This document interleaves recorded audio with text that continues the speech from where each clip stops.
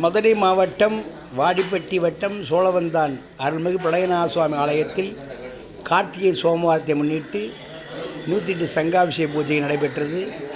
பக்தோடு கலந்து கொண்டு யாக பூஜையில் பங்கேற்று சுவாமி அம்பாவுடைய அருளை பெற்றனர்.